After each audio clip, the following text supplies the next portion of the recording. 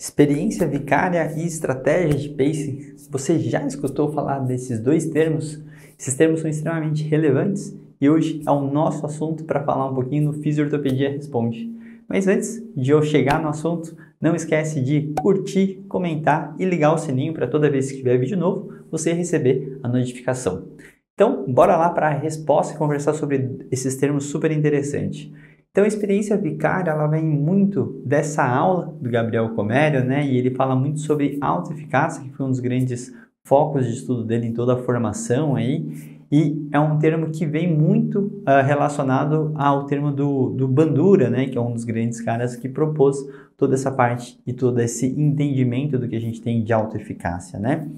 Quando a gente fala disso, ele nada mais é do que as experiências prévias, de certa forma, essa observação que a gente faz e essa comparação que a gente faz entre nossos pares. Então, todo aprendizado social, vamos pensar assim, acaba sendo uma experiência vicária. Então, é muito importante esse entendimento do paciente sobre o que ele já viu, o que ele tem, né, perante o que ele já viu, para conseguir realmente isso ser claro para ele, né? Então, experiência vicária é um termo muito importante quando a gente fala da autoeficácia. Então, entendendo um pouquinho várias coisas que podem estar implícitas, né? É o que pode atrapalhar para esse paciente entender de onde que veio essa baixa autoeficácia, por exemplo, dele não saber lidar com a própria dor dele, isso sempre relacionado às experiências que ele teve previamente com o quadro, a queixa em si, certo? Então, experiência vicária seria nessa situação. E indo para outra terminologia, que é o pacing, estratégias de pacing, né? É uma outra estratégia super importante e relevante, que quando a gente faz os estudos da dor, a gente vai entendendo que nem sempre a dor é um direcionador em relação ao nosso exercício, se sim ou se não. A gente sabe que tem diversos quadros e várias situações clínicas onde a dor não oscila conforme o nosso nível de atividade. E aí, entendendo que a gente pode tirar a dor desse foco é extremamente importante para que a gente consiga trabalhar o nível de função e capacidade desse paciente.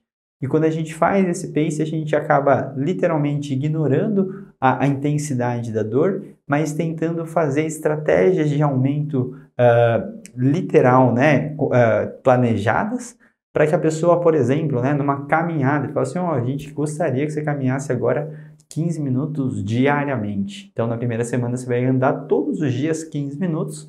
Na segunda, a gente vai fazer um pacing de 20 minutos e vai aumentar gradativamente até chegar a um ponto específico, né? Então, você vai aumentando e vai fazendo, né, esse condicionamento do paciente para que literalmente a gente possa fazer uma estratégia de aprendizado onde que ele entenda que o nível de capacidade dele não tenha uma relação direta com o quadro doloroso dele. Então ele começa a desassociar e começa a poder a conseguir, né, lidar com aquela dor e você consegue condicionar fisicamente e isso muitas vezes pode ter diversos outros benefícios como a via descendente e afins. Então, o paciente percebendo que o fato dele estar se movimentando mais, conseguindo atingir objetivos, acaba sendo um reforço muito positivo para ele sustentar essas ações e essas atividades. Então, tudo isso em diversos quadros são extremamente importantes, mas óbvio que a gente precisa também entender, né, qual que é esse quadro clínico desse paciente e quando isso poderia realmente ser benéfico para ele, né? Então, isso é um dos grandes desafios da avaliação para entender se você tem que fazer uma terapia de exposição, por exemplo, ou uma estratégia de pacing em si para você conseguir condicionar esse paciente. Então, essa assimilação do quadro clínico do paciente em relação ao quadro doloroso e a movimentação dele é uma das situações, mas ao mesmo tempo entender o que ele já experimentou, o que ele já tentou e que o quadro dele não vai tendo muitas interferências das intervenções realizadas, né? Então, quando a gente começa a entender que mexer naquela dor literalmente, nem que seja para aumentar ela, é difícil, acaba sendo uma situação interessante usar as estratégias de pacing e situações de dores crônicas acaba sendo extremamente relevante para essa situação, tá bom? Então, espero que tenha ficado claro aí, são dois termos extremamente relevantes e importantes e espero que vocês consigam colocar isso na prática clínica.